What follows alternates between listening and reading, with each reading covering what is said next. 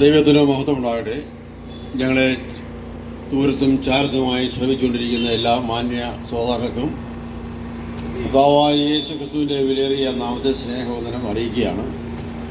ഏതാനും ചുരുക്കിയ ചില നിമിഷങ്ങളിൽ വളരെ പ്രാധാന്യമുള്ളതായ ഒന്നുണ്ട് കാര്യങ്ങൾ പറയുവാനായിട്ടുള്ള ആഗ്രഹത്തിലാണ് ഞങ്ങളിവിടെ കടന്നു വന്നിരിക്കുന്നത്. ഇതൊരു ലഹരി വിരുദ്ധ ബോധവൽക്കരണ സുവിശേഷ യാത്രയാണ്. ഇപ്പോൾ കർത്താവായ യേശു ക്രിസ്തു ജനിച്ചിട്ടിപ്പോൾ 2024 വർഷം. എന്നാൽ ആദ്യത്തെ ക്രിസ്തുമസിൽ നടന്ന ഒരു കാര്യം ഞാൻ പറഞ്ഞിട്ട് ഞാൻ എൻ്റെ വാക്കുകൾ വിരമിക്കാൻ ആഗ്രഹിക്കുകയാണ്. ഒന്നാമത്തെ ക്രിസ്തുമസ് ദിനത്തിൽ ആട്ടിടയന്മാർ ആടുകളെ മേയിച്ചുകൊണ്ടിരുന്നതായ ആ രാത്രിയിൽ ദൈവത്തിൻ്റെ ഒരു ശബ്ദം അവിടെ ഉണ്ടായി. ഭയപ്പെടേണ്ട, സർവ്വജനത്തിനും ഉണ്ടാകുവാനുള്ള ഒരു മഹാസന്തോഷം ഞാൻ നിങ്ങളോട് അറിയിക്കുന്നു എന്ന് പറഞ്ഞിട്ട് യേശുവിൻ്റെ ജനത്തെക്കുറിച്ച് പറയും. അതിന് ശേഷമായിട്ട് അവർ ബന്ധപ്പെട്ട് അവിടെ ചെന്ന് യേശുവിനെ കണ്ടു എന്നുള്ള കാര്യം അവിടെ പറയാനിടയാകുന്നു. അതുപോലെ വിദ്വാൻമാരും പോയി കണ്ടു. അത്യുന്നതകളിൽ ദൈവത്തിന് മഹത്വം, ഭൂമിയിൽ ദൈവപ്രസാദമുള്ള മനുഷ്യർക്ക് സമാധാനം. അപ്പോൾ സർവ്വജനത്തിനും ഉണ്ടാകുവാനുള്ള ഈ മഹാസന്തോഷവും സമാധാനവും എങ്ങനെ പ്രാപിക്കാം എന്നുള്ള വ്യക്തമായ കാരണം കണ്ടെത്തുവാൻ കഴിയാത്ത പ്രിയപ്പെട്ടവരുടെ ജീവിതത്തിൽ ഒരിക്കലും സന്തോഷവും സമാധാനവും ഉണ്ടാകുകയില്ല. ഞങ്ങളുടെ ഈ സന്ദേശ യാത്രയിൽ പ്രധാനമായി ഞങ്ങൾ പറയുന്ന കാര്യം, മനുഷ്യൻ്റെ സമാധാനത്തിനും സന്തോഷത്തിനും വേണ്ടി ലഹരി പദാർത്ഥങ്ങൾ, മയക്കുമരുന്നുകളിൽ ഇന്ന് യുവതലമുറ അനേകം ആളുകൾ കോടിക്കണക്കിന് ഈ ക്രിസ്മസ് ദിനത്തിൽ മറ്റേതൊരു സന്ദർഭത്തിൽ വിറ്റഴിക്കുന്നതിനേക്കാളിലും കൂടുതൽ മദ്യം വിറ്റഴിക്കുന്ന ദിവസത്തിൻ്റെ റെക്കോർഡുകൾ കുറച്ച് ദിവസം കഴിയുമ്പോൾ നമുക്ക് എത്ര കോടി രൂപയുടെ കള്ള് അല്ലെങ്കിൽ ചാരായം അല്ലെങ്കിൽ ലഹരി പദാർത്ഥം വിറ്റു എന്ന് ഏകദേശം ഒരു കണക്ക് കേൾക്കാനിടയാകും. അതിൽ നിന്നാണ് നമ്മൾ മനസ്സിലാക്കുന്നത്, മനുഷ്യനൊരു സമാധാനവുമില്ല, മനുഷ്യന് യാതൊരുമായ സന്തോഷവും ജീവിതത്തിലില്ല. എന്നാൽ 2024 വർഷങ്ങൾക്ക് മുമ്പ് കർത്താവായ യേശു ക്രിസ്തുവിന്റെ ജനത്തിങ്കൽ പറയുണ്ടായല്ലോ, സർവ്വജനത്തിനും ഉണ്ടാകാനുള്ള മഹാസന്തോഷം. ഞങ്ങളിവിടെ വന്നതിൻ്റെ പ്രധാന കാരണം ഞങ്ങളുടെ ജീവിതത്തിൽ സന്തോഷവും സമാധാനവുമുണ്ട്. ഒരു കാലത്ത് ഇവിടെ നിൽക്കുന്ന ഞങ്ങൾ പല പ്രിയപ്പെട്ടവരും മദ്യം ഉപയോഗിച്ചുള്ളവരും മറ്റ് ലഹരി പദാർത്ഥങ്ങൾ ഉപയോഗിച്ചുള്ളവരെയും വഴക്ക്, ബഹളങ്ങൾ, പോലീസ് കേസുകൾ എന്നിത്യാദികളുമായിട്ട് ബന്ധപ്പെട്ട് മുമ്പോട്ട് ജീവിച്ച ഒരു കാലഘട്ടത്തിൽ ഇതുവരെ എവിടെ സമാധാനം കണ്ടെത്താം എന്നുള്ള കാര്യം മനസ്സിലാക്കുവാനിടയായി. നമ്മൾ ലോകത്തിൽ എവിടെ നോക്കിയാലും ഒരു വളരെ പ്രധാനമുള്ളൊരു കാര്യം കാണാൻ സാധിക്കും. ഇത് മതങ്ങളെ പരിശോധിച്ചാലും കാണാൻ സാധിക്കുന്ന ഒരു കാര്യമാണ്, മനുഷ്യൻ പാപി ആണ് എന്നുള്ളത്. മനുഷ്യനിൽ പാപമുള്ളത് കൊണ്ട് പാപപ്രവർത്തനം ചെയ്തിട്ട് സന്തോഷവും സമാധാനവും ജീവിതത്തിൽ നഷ്ടപ്പെടുത്തുന്നൊരവസ്ഥ നമുക്ക് കാണുവാനായിട്ട് സാധിക്കും. അതിനൊരു പരിഹാരം കാണുവാൻ കഴിയില്ല. നിസ്സാരമായൊരു ചെറിയ ഉദാഹരണം ഞാൻ പറയാം. നമുക്കൊരു ചെറിയ രോഗമുണ്ടായി, വയറ്റുവേദനയാതിരിക്കട്ടെ. ഡോക്ടറെ അടുത്ത് ചെയ്തിട്ട് ആ കാര്യങ്ങൾ പറയുമ്പോൾ ഒരു മരുന്ന് തരും. ആ മരുന്ന് കുടിച്ചു കഴിഞ്ഞാൽ ചിലപ്പോൾ പെട്ടെന്ന് തന്നെ ആ രോഗത്തിന് മാറ്റമുണ്ടാകും. എന്നതുപോലെ തന്നെ പാപത്തിനൊരു പരിഹാരമുണ്ട്. പാപം ചെയ്യുന്ന ദേഹി മരിക്കും. മരിച്ചു കഴിഞ്ഞാൽ, പാപത്തിൽ മരിച്ചാൽ ദൈവം ന്യായം വിധിക്കുമ്പോൾ ആത്യന്തികമായി നമ്മുടെ ആത്മാവ് നിത്യ നരകത്തിലോ നിത്യ സ്വർഗത്തിലോ പോകുന്ന അവസ്ഥയെക്കുറിച്ച് വിശുദ്ധ സത്യവേദ പുസ്തകത്തിൽ പറയുന്നുണ്ട്. ഏത് മതങ്ങൾ പരിശോധിച്ചാലും മനുഷ്യന്റെ അനന്തരം മനുഷ്യ ജീവിതം തീരുന്നില്ല എന്ന് കാണുവാനായിട്ട് സാധിക്കും. അതുകൊണ്ട് പ്രിയമുള്ളവരെ, ഒന്നാമതായ ഒരു കാര്യം മനസ്സിലാക്കേണ്ടത്, മനുഷ്യനിൽ പാപമുണ്ട്. ആ പാപത്തിന്റെ പരിഹാരം കാണുവാൻ എവിടെയും കണ്ടെത്തുവാൻ കഴിയാത്തതിന്റെ അനന്തരഫലമായി മദ്യപാനവും വെറുക്കൂത്തുകളും ലഹരി പദാർത്ഥങ്ങളും ഉപയോഗിച്ച് കുടുംബങ്ങൾ തകരുന്നു, ആത്മാവ് തകരുന്നു, പണം നഷ്ടമാകുന്നു, ആത്മനഷ്ടം, മാനനഷ്ടം എല്ലാം തന്നെ അത് മുഖാന്തരമായിട്ട് ഉണ്ടാകുകയാണ്. അനേക പരിഹാരമായ ഒരേ ഒരു വിഷയം മാത്രമേ വാസ്തവത്തിൽ ഇത് ലോകത്തിൽ നിലനിൽക്കുന്നുള്ളൂ. നല്ലൊരു വീട് വെച്ചുകൊണ്ടോ, ഒരു സ്ഥലം വാങ്ങിച്ചുകൊണ്ടോ, നല്ല വസ്ത്രം ധരിച്ചുകൊണ്ടോ, നല്ല ഭക്ഷണ പദാർത്ഥങ്ങൾ കഴിച്ചുകൊണ്ടോ ഒന്നും വാസ്തവത്തിലുള്ള യഥാർത്ഥമായ സമാധാനവും സന്തോഷവും ഉണ്ടാകുകയില്ല. അതിന് വ്യക്തമായ തെളിവ്, മദ്യം ഉപയോഗിക്കുന്ന ആളുകൾക്ക് അവരുടെ സമാധാനത്തിനും സന്തോഷത്തിനും വേണ്ടിയാണ് ഉപയോഗിക്കുന്നത്. അല്പം കഴിഞ്ഞ് കഴിയുമ്പോൾ തന്നെ അനന്തരഫലം ഒന്ന് കുടുംബ കലഹങ്ങൾ, അല്ലെങ്കിൽ ഡിവോഴ്സ്, അല്ലെങ്കിൽ നഷ്ടം, ഇതൊക്കെയാണ് സംഭവിച്ചുകൊണ്ടിരിക്കുന്നത്. അതുകൊണ്ട് അത് ഉപയോഗിക്കുന്നവർക്ക് തന്നെ അറിയാം ഇത് ശാശ്വതമായ ഒരു പരിഹാരമല്ല എങ്കിലും വീണ്ടും വീണ്ടും പോയി ഇതിൽ അവർ അമരുകയായി. എന്നാൽ നാം വേദപുസ്തകം ശരിയായ നിലയിൽ പഠിക്കുമ്പോൾ തന്റെ ഏകജാതനായ പുത്രനിൽ വിശ്വസിക്കുന്ന ഏവരും നശിച്ചു പോകാതെ നിത്യജീവൻ പ്രാപിക്കേണ്ടതിന് ദൈവം തന്റെ ഓമനകുമാരനായ യേശുക്രിസ്തുവിനെ ലോകത്തിലേക്ക് നൽകി. ക്രിസ്തുയേശു പാപികളെ രക്ഷിപ്പാൻ ലോകത്തിൽ വന്നു എന്നുള്ളത് വിശ്വാസവും എല്ലാവരും അംഗീകരിപ്പാൻ മതിയായ സത്യവചനമാണ്. എല്ലാവർക്കും ആ പാപമോചനം യേശുക്രിസ്തുവിൽ വിശ്വസിക്കുന്നവർക്ക് സമാധാനവും സന്തോഷവും. അതാണ് വാസ്തവത്തിൽ ദൈവത്തിന്റെ ഒരു സ്നേഹം. അതുകൊണ്ട് ഞാൻ രണ്ട് കാര്യം ഇപ്പോൾ പറയുണ്ടായി. ഒന്ന്, മനുഷ്യൻ പാപിയാണ്, പക്ഷെ ദൈവം സ്നേഹവാനാണ്. ഇതെല്ലാവരും മനസ്സിലാക്കണം. നമ്മുടെ ജീവിതത്തിൽ മനുഷ്യൻ പാപിയാണ്, പാപം നമ്മളിലുണ്ട്. എന്നാൽ അതിന്റെ പരിഹാരത്തിന് വേണ്ടി സ്നേഹവാനായ ദൈവം തന്റെ കർത്താവായ യേശുക്രിസ്തുവിനെ ലോകത്തിലേക്ക്, അതാണ് ക്രിസ്തുമസ് പ്രഥമ ദിവസത്തിൽ പറഞ്ഞത്, സർവജനത്തിനും ഉണ്ടാകുവാനുള്ള ഒരു മഹാസന്തോഷം. അത്യുന്നതങ്ങളിൽ ദൈവത്തിന് മഹത്വം, ഭൂമിയിൽ ദൈവപ്രസാദമുള്ളവർക്ക് സമാധാനവും. അപ്പൊ സന്തോഷവും സമാധാനവും ആദ്യമായി പ്രഖ്യാപിച്ച് 2024 വർഷങ്ങൾക്ക് മുമ്പ് ആദ്യത്തെ പ്രഥമ ക്രിസ്തുമസ് ദിനം.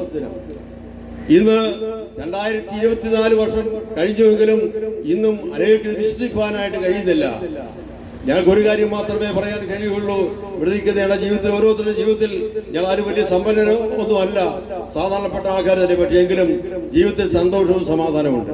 ഞങ്ങൾക്ക് ആർക്കും മദ്യം വേണ്ട, ഞങ്ങൾക്ക് ആർക്കും ലഹരി പദാർത്ഥത്തിന്റെ ആവശ്യമില്ല, മറ്റ് യാതൊരുമായ അനാവശ്യമായ സ്വഭാവങ്ങൾക്ക് ഒന്നും ഞങ്ങൾ ആരും അടിമകളല്ല.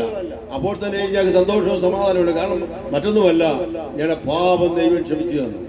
ഞങ്ങളുടെ ജീവിതത്തിൽ ഉണ്ടാകുന്ന സന്തോഷത്തിന്റെ പ്രധാന കാരണം പാപികളായിരിക്കുന്ന നമ്മളെ ഓരോരുത്തരെയും ഞങ്ങളെയും ദൈവം സ്നേഹിച്ചു എന്നുള്ളതാണ്. ആ സ്നേഹത്തിന്റെ ആ നിറവിന്റെ അനുഭവത്തിൽ യേശുക്രിസ്തുവിനെ ലോകത്തിലേക്ക് അയച്ചത് പിതാവായ ദൈവമാണ്. പ്രിയമുള്ളവരെ, വിശുദ്ധ വേദപുസ്തകം പറയുന്നത് ഈ ലോകത്തെ നമ്മൾ കാണുന്ന സർവ്വചരാചരങ്ങളെയും സൃഷ്ടിച്ചവനായ ദൈവമാണ് യേശുവിനെ ഈ ലോകത്തിലേക്ക് അയച്ചത്. എന്തിനു വേണ്ടി? ആ യേശുവിൽ വിശ്വസിക്കുമ്പോൾ ഒരു മനുഷ്യന്റെ ജീവിതത്തിൽ ഒരു പാപപരിഹാരവും.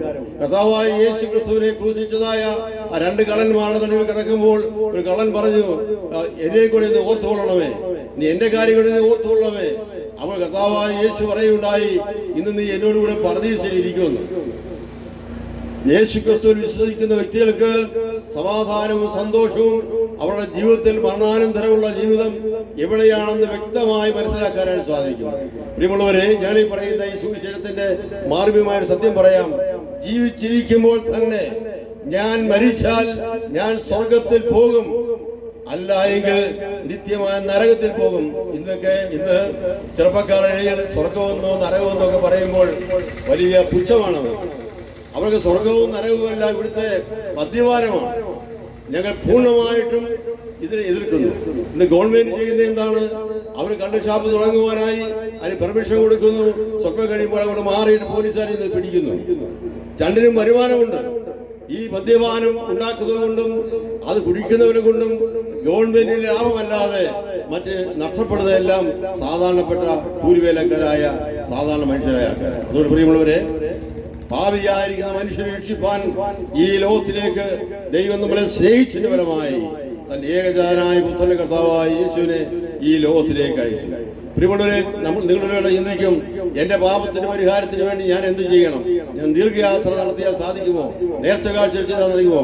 മക്കയിലോ മദീനയിലോ യെരുശലേമിലോ അല്ലെങ്കിൽ ഏതെങ്കിലും പുണ്യ സ്ഥലങ്ങളിൽ പോയി നേർച്ച കാഴ്ച ചെയ്താൽ നമ്മുടെ പാപത്തിന് പരിഹാരം ഉണ്ടാകാമെന്ന് അല്ല.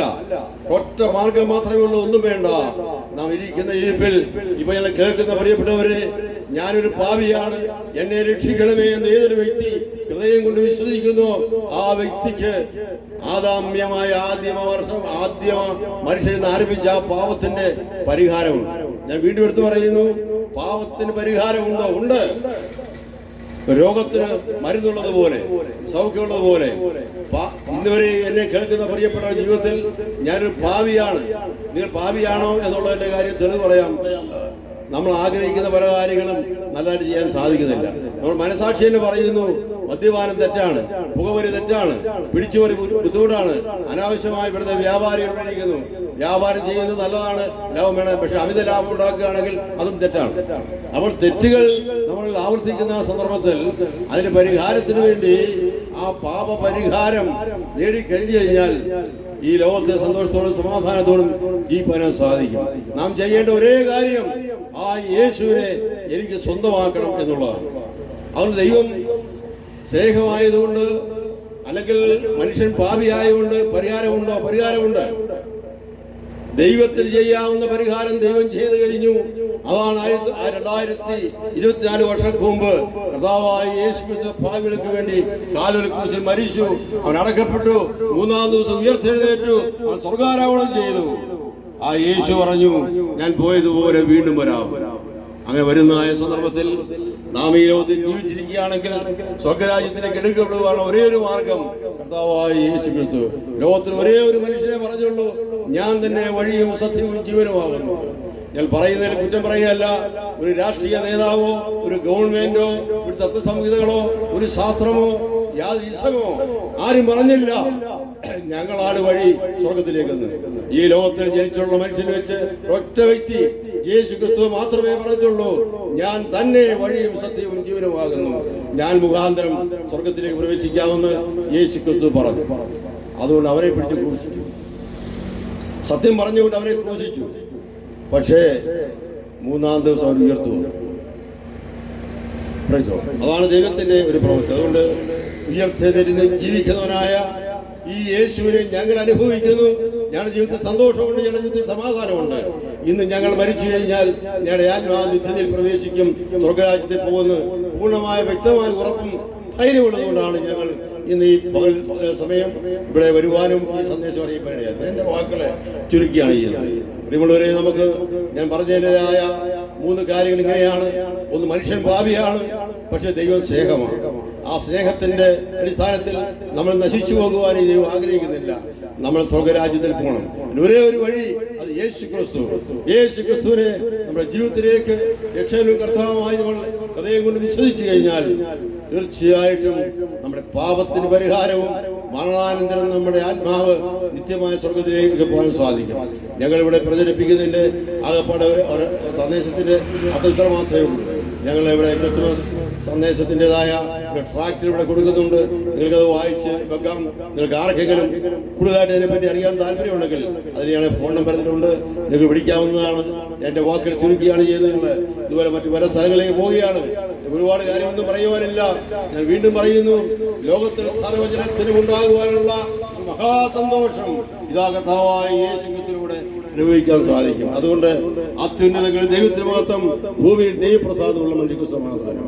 പ്രിയമുള്ളവരെ, എന്നെ കേൾക്കുന്ന പ്രിയപ്പെട്ടവരെ, ഈ നിത്യമായ സന്തോഷവും സമാധാനവും നിങ്ങൾക്ക് എല്ലാവർക്കും ഉണ്ടാകട്ടെ എന്നുള്ള ആശംസയോടും പ്രാർത്ഥനയും കൂടി ഞാൻ എൻ്റെ വാക്കുകൾ ചുരുക്കുന്നു. ദൈവം നമ്മെ അനുഗ്രഹിക്കുന്നു.